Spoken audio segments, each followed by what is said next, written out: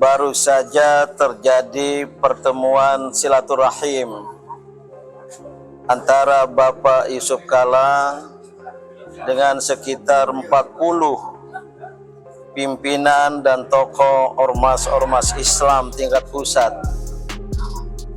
didasari oleh rasa tak enak di kalangan tokoh-tokoh Islam bahwa terakhir ini yang banyak membela Bapak Yusuf Kalla adalah para tokoh-tokoh Kristiani, baik PGI, dari PGI maupun KWI. Maka pimpinan ormas Islam merasa tergerak untuk bersilaturahim, membicarakan apa yang terjadi terakhir ini, khususnya atas Bapak Yusuf Kalla. Yang jelas, pengaduan sekelompok warga masyarakat ke Polisi Republik Indonesia yang menuduh Bapak Yusuf Kalla melakukan penistaan agama dari ceramah beliau pada bulan suci Ramadan di Masjid Kampus UGM. Ini telah menimbulkan kontroversi hiruk pikuk. Maka ya, kami menyampaikan pikiran bahwa mereka yang pertama kali memuat pelintiran pidato Bapak Yusuf Kalla di Masjid Kampus UGM itu sangat bersifat tendensius, provokatif, dan potensial untuk mengadu domba antar umat beragama. Setelah mengadakan pertemuan silaturahim dengan Bapak Yusuf Kalla, para tokoh dan pimpinan ormas Islam menegaskan sikap mereka terhadap upaya fitnah yang ditujukan kepada beliau. Tuduhan penistaan agama yang dialamatkan kepada Yusuf Kalla pasca ceramah di Masjid Kampus UGM dinilai sebagai sebuah pelintiran yang provokatif, tendensius, dan berpotensi memecah belah kerukunan umat beragama di Indonesia. Maka oleh karena itu ada dari kalangan ormas-ormas Islam para advokat yang akan menuntut yang bersangkutan. Karena sebenarnya bukan pertama kali, sudah berkali-kali menyebar fitnah dan mengadu domba antar umat beragama.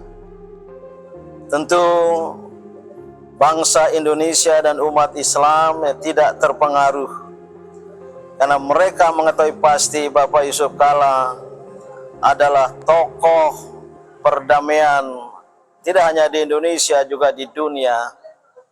Beliaulah yang mengambil prakarsa mendamaikan kasus Poso dan kasus Ambon di awal reformasi Indonesia. Maka sungguh tuduhan dari orang-orang tersebut, saya kira kawan-kawan wartawan sudah tahu ya, adalah sebuah upaya penyebaran fitnah yang tidak bisa ditolerir. Maka harus diselesaikan secara hukum. Para advokat dari berbagai ormas Islam akan mengambil langkah hukum dan menuntut pihak-pihak yang pertama kali menyebarkan pelintiran video tersebut, yang tidak lain adalah Ade Armando, Abu Janda, dan Grace Natali. Din Syamsuddin menegaskan bahwa Yusuf Kalla adalah tokoh perdamaian dunia yang telah berjasa mendamaikan konflik besar seperti di Poso dan Ambon. Oleh karena itu, tuduhan tersebut dianggap sangat tidak berdasar. Maka, langkah ini diambil karena tindakan tersebut dianggap sudah berulang kali terjadi dan tidak bisa lagi ditoleransi. Kepada umat Islam dan juga umat beragama, kami mengimbau agar dapat menahan diri, agar bersabar, agar tidak terpancing, karena boleh jadi skenario yang mereka mainkan ini dilakukan oleh pihak-pihak yang tidak menginginkan Indonesia rukun, guyup, aman, sentosa di tengah ya berbagai masalah baik nasional maupun global dewasa ini. Ada dari ormas Islam, terdiri dari para advokat.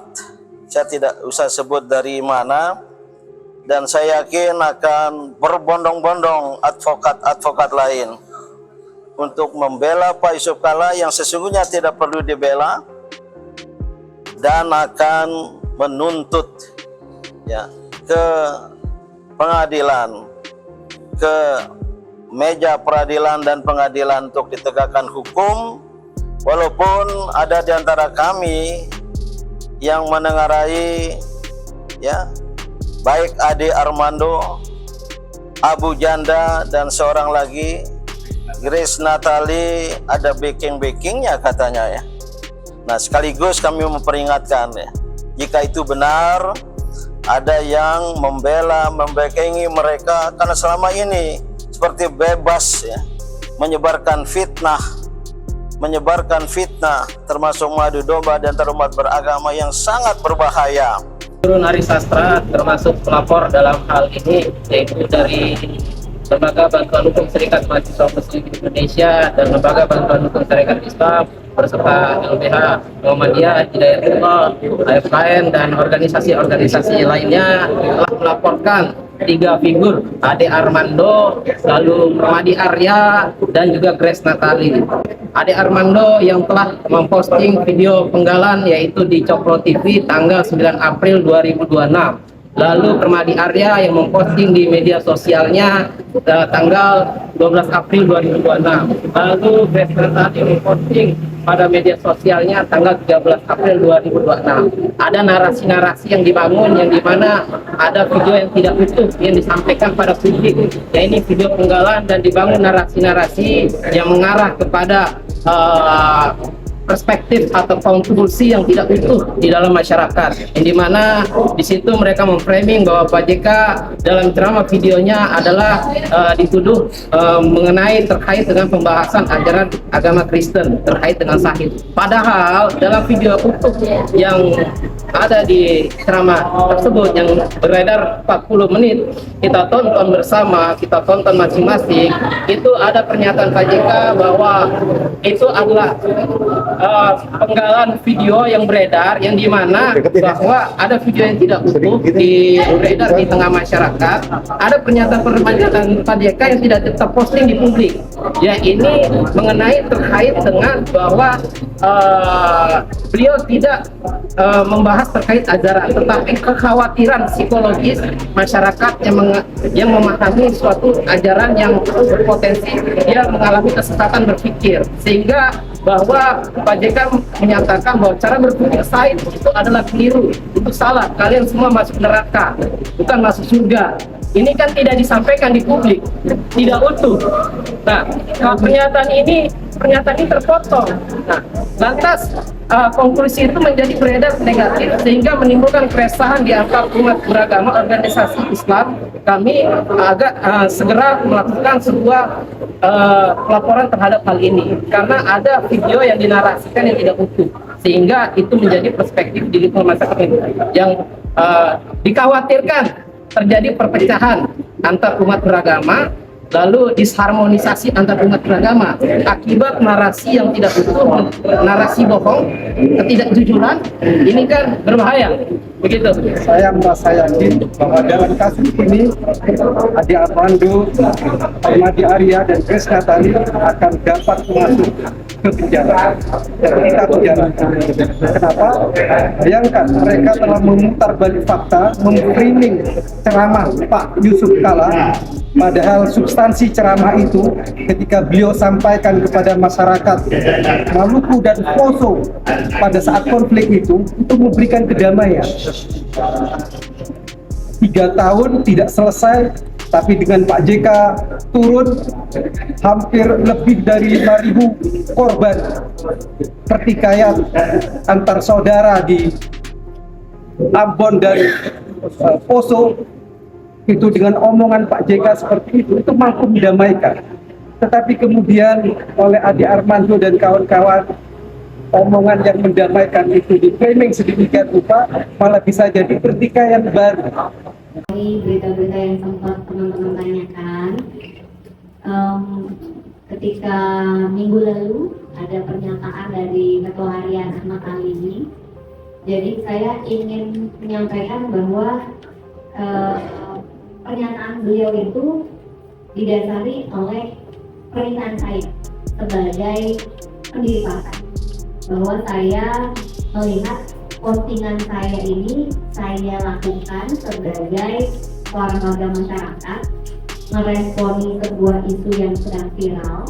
Oleh karenanya saya selaku pendiri partai menginstruksikan kepada Ketua Harian dalam hari ini Bapak Ahmad Ali agar tidak melibatkan partai, dan saya juga optimistis bahwa video saya itu tidak ada pelanggaran hukum di dalamnya, gitu teman-teman. Jadi karena saya menerima banyak sekali juga dari konstituen, misalnya dari masyarakat yang mengartikan beritanya jadi macam-macam. Oleh karenanya saya pikir saya harus menjelaskan supaya kasihan ini Bang Ketua Harian jadinya dimaknai berbeda penjelasannya beliau. Padahal itu saya yang minta, saya yang menginstruksikan kepada Ketua Harian, karena saya memang mengupload materi saya di media sosial saya selaku pribadi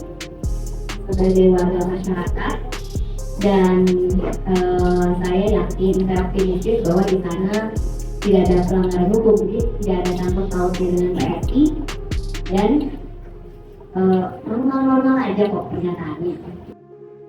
Namun respon dari Grace Natali memberikan klarifikasi tegas mengenai video viral terkait ceramah Yusuf Kala yang diunggahnya. Grace menekankan bahwa tindakan tersebut dilakukan dalam kapasitasnya sebagai warga masyarakat pribadi, bukan sebagai perwakilan partai.